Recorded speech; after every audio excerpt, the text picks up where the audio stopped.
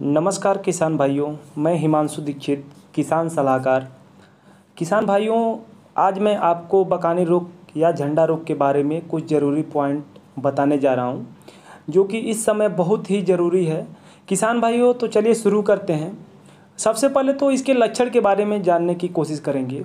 किसान भाइयों, जो हम खेती करते हैं तो बकानी रोग देखने का या पहचान करने का एक सरल तरीका ये है कि जो पौधे सामान्य रूप से बढ़े हुए हैं और उसमें से कुछ पौधे सामान्य पौधे से ज़्यादा बड़े हो गए हैं, तो यही बकानी रोग का लक्षण है। जैसा कि आप फोटो में देख सकते हैं, बकानी रोग के लक्षण, जो कुछ पौधे हैं वो आपके सामान्य पौधे से ज़्यादा बड़े हुए हैं। तो किसान भाइयों, अब बात करते हैं किस वैरायटी में ज़्यादातर ये समस्या दिखती है आपको। तो ये सब ज़्यादातर जो वैरायटियाँ में दिखती हैं, जैसे आपका 1509 हुआ बासमती में, 1504 हुआ, 1505, ये सुगंधा जैसी वैरायटियों में समस्या आती है।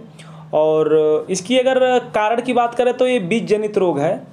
और साथ ही साथ एक जो कवक होता है जिसमें फ्यूजेरियम मोनोलिफोरियम नाम से एक कवक आता है, जिसकी वजह से समस्या आती है।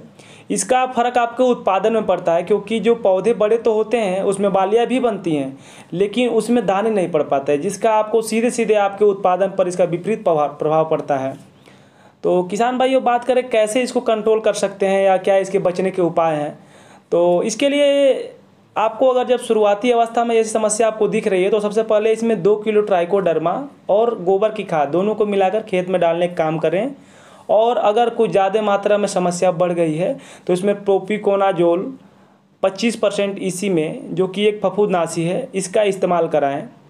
और इसका जो मात्रा रहता है 1 लीटर पानी में 2 ml रहेगा। लगभग 1 एकड़ खेत के लिए कम से कम 150 लीटर पानी की आवश्यकता होती है किसान भाइयों। तो किसान भाइयों, यही था इसमें जो भी जानकारी थी। और ऐसी कोई समस्या हो आपके खेत में तो इससे आप सतर्क रहें। और अगर आपको ये वीडियो अच्छा लगा हो तो लाइक और सब्सक्राइब करें, जिससे आगे भी मैं इस तरह की कुछ चीज़ें आपके सामने ला सकूं। नमस्कार किसान भाइयों।